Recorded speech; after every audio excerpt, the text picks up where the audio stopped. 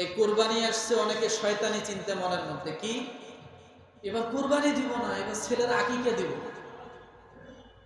আছে না? আছে না? কে বলছে?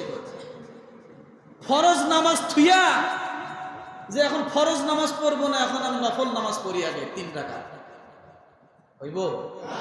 হবে? হ্যাঁ, যখন যে আমল তখন সে আমল করাটাই হলো সর্বশ্রেষ্ঠ উত্তম কাজ। আপনার আকিকা, আপনার বাচ্চা যখন জন্মগ্রহণ করেছিল তার 7 দিনের মাথায় আকিকা করা, এটাই সুন্নাহ জরুরি ছিল। আপনি করেন নাই, এখন আপনি আস্তে ধীরে সাস্তে করেন। কিন্তু ঈদের দিন যায় কেন করা লাগবে? কোরবানি বাদ দিয়া? আমি যে কথাটা বারবার বলি যে 10 তারিখের আগে যদি আপনি কোরবানির নামে গরু জবাই করেন, কোরবানি হবে না। কিন্তু আপনি আকিকার নামে করলে সেটা কি অবশ্যই হবে। আজকে যদি আপনি আকিকা দেন, হবে না? শনিবার, রবিবার, সোমবার, মঙ্গলবার কোনো দিন আলাদা নাই, যেদিনে করবেন সেদিনে আকিকা হয়ে যাবে। কিন্তু কোরবানি, কিন্তু আপনি এখন শয়তানি মাথায় চিন্তা আসছে যে আমি এবার কোরবানি দিব না, হুজুর আকিকা দিব। কেন? কোরবানি ওয়াজিব। এই আমল আপনি সহজে আগামী বছর পাবেন কিনা জানি না। আপনি আগে কোরবানিটা দেন। আকিকা যদি নাও দেন, আল্লাহর আদালতে আপনি গ্রেফতার হবেন না। আল্লাহ ধরে বসবে না যে তুই কেন আকিকা দিস নাই। আল্লাহ তাআলা শুধু বলেছে যে এটা তোমরা ইসলামের রঙে রঙিন হও। কিসের রঙে রঙিন হও? সিবগাতাল্লাহ ওয়া মান আহসানু মিনাল্লাহি সিবগা। আছে না? সূরা বাকারা সম্ভবত 20 নম্বর পৃষ্ঠায় আছে এটা। সিবগাতাল্লাহ ওয়া মান আহসানু মিনাল্লাহি সিবগা। তোমরা আকিকার মাধ্যমে ইসলামের রঙে রঙিন হয়ে যাও। কিন্তু আমরা এটা এখন কোরবানিতে টাইনে নিয়ে আসছি। কোরবানি না দিয়ে আকিকা চিন্তা করতেছি। আপাতত আজকের পরে এই চিন্তা মাথার থেকে সরান।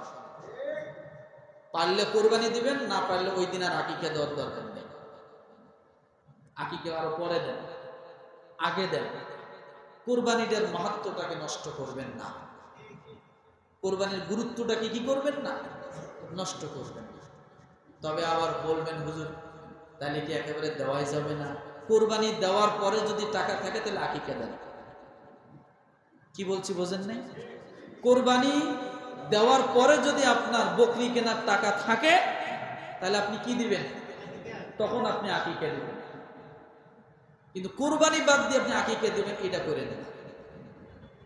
মনে থাকবে? রাগ করলেন নাকি? একটু শক্ত করে বলছি আজকে, মনে কষ্ট নিয়ে গেলেন। একটু শক্ত করে না বললে আবার মনে থাকবে না। কথা বুঝলেন? তাহলে আমরা আকিকার জন্য প্রস্তুত নিচ্ছি তো ইনশাআল্লাহ। কিসের জন্য? কিসের জন্য? কোরবানির জন্য। দিব তো ইনশাআল্লাহ।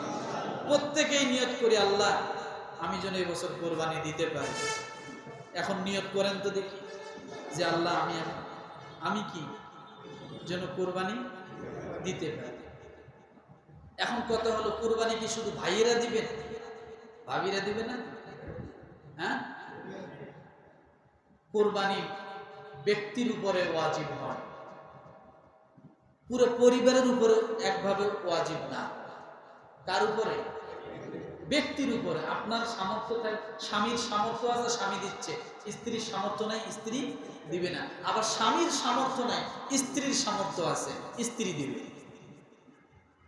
কিন্তু আমরা করি কি, ওই স্বামী যা দেয় সারা জীবন, বউ আর দিল না, স্বর্ণ কিন্তু জমা হয়ে গেছে।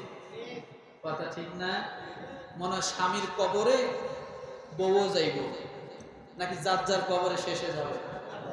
হিসাব যার যারটা আলাদা আলাদা হবে কিনা, নামাজ যার যার আলাদা আলাদা ফরজ কিনা, হজ যার যার আলাদা আলাদা ফরজ কিনা, রমাদানের রোজা যার যার আলাদা আলাদা ফরজ কিনা। তাহলে কোরবানি কেন সব একখানে করছেন? পুরো পরিবার মিলে একটা কোরবানি, এটা কেন? যার উপরে ওয়াজিব হবে সেই দিবে। তাতে একটা ফ্যামিলিতে দেখা যাচ্ছে 3-4 জনের উপর ওয়াজিব হয়ে যেতে পারে, 3-4 জনেই দিবেন। কিন্তু চিন্তা করে কি 4-5 ভাই মিলিয়ে একজনের এই করবেন, অথচ সবার উপর আলাদা আলাদা ওয়াজিব। তাহলে আমরা আলাদা আলাদা ভাবে যদি সামর্থ্য থাকে দিব তো ইনশাআল্লাহ। আল্লাহ তাআলা আমাদের সকলকে কুরবানি সহিভাবে দেওয়ার জন্য, হালাল পন্থা অবলম্বন করার জন্য তৌফিক দান করুক। আমিন। ওয়া আখিরু দাওয়ানা আনিল হামদুলিল্লাহি রাব্বিল আলামিন।